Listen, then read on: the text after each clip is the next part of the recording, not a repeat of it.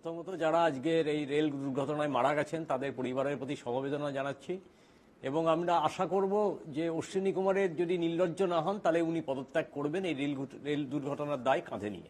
দুই, একটু আগে বিজেপির প্রতিনিধি রাজনীতি করবেন না বলে সমস্ত রকম রাজনীতি করে গেলেন, কিন্তু আসল যে জায়গাটা সেই জায়গাটায় উনি মুখটা ঘুরিয়ে দেওয়ার চেষ্টা করলেন। প্রথম প্রশ্ন হচ্ছে, মোদী সরকার রেল মন্ত্রকটি রাখলেন কিন্তু রেলের বাজেট, যেটা রেলের বাজেট ছিল সেটাকে সাধারণ বাজেটের সঙ্গে মিশিয়ে দিলেন 2016 পর থেকে। একদম। তার ফলে কি হলো, রেলের জন্য আলাদা যে নীতি নির্ধারণ বা আলাদা সুরক্ষার ব্যাপার বা আলাদা নিরাপত্তার ব্যাপার সেইগুলো আর থাকলো না এবং রেল বাজেটটাকে আস্তে আস্তে আমরা দেখলাম যে রেলের বাজেটের টাকা যে স্যাংশন হতো অর্থ বরাদ্দতে সেটা কমতে শুরু করলো। এবার দেখুন, বাংলার প্রতি চিরকালই ভারতীয় জনতা পার্টির একটা বঞ্চনা আছে।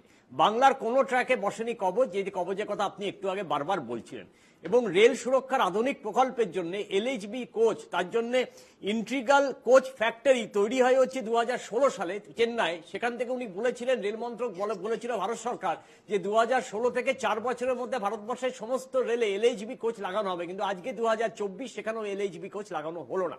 এবং রাষ্ট্রীয় রেল সুরক্ষা কোষে 1 লক্ষ কোটি টাকা নির্ধারণ করা হয়, 5 বছর ধরে এই টাকা খরচ করতে হবে, এটা রেল মন্ত্রক তার নোটিফিকেশন এবং সূত্রে বলেছিল, কিন্তু আমরা দেখলাম এখনো কোনো টাকা সেই বরাদ্দ থেকে খরচ করা হলো না। এখন প্রশ্ন হচ্ছে, একটু আগে মণিকাঞ্চন বাবু বলছিল যে রানের ব্যাপার, 2023 সালে ভারতবর্ষের বুকে সব থেকে বেশি রেল দুর্ঘটনা হয় এবং 300-র বেশি মানুষ মারা গেছে রেল দুর্ঘটনায়। টোটাল রেল দুর্ঘটনা হয়েছে 18টা। এবং আপনার মনে আছে 2022 থেকে 2024-এ 23টি রেল দুর্ঘটনা হয়েছে, 300-র বেশি মানুষ মারা গেছে, 71 জন মানুষের মৃত্যু 300-র বেশি মানুষ মারা গেছে। আমি তো বলছি, সেটাই বললাম। তো ছোট বড় মিলে 18টি ট্রেন দুর্ঘটনা হয়েছে এবং উড়িষ্যার করমন্ডল এক্সপ্রেসে দুর্ঘটনার সময় আমরা দেখেছি 296 জনের মৃত্যু হয়েছে। তারপরও রেল মন্ত্রকে কিন্তু টনক নড়েনি।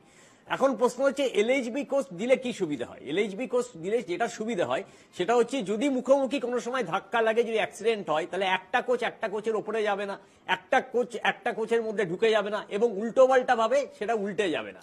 ফলে মানুষের যাত্রী সুরক্ষার পরিষেবাটা মানুষ পাবে এবং নিরাপত্তাটা পাবে। কিন্তু আমরা কি দেখছি, বন্দে ভারত তেজস ট্রেনের জন্য কোটি কোটি টাকা খরচ করা হয়েছে।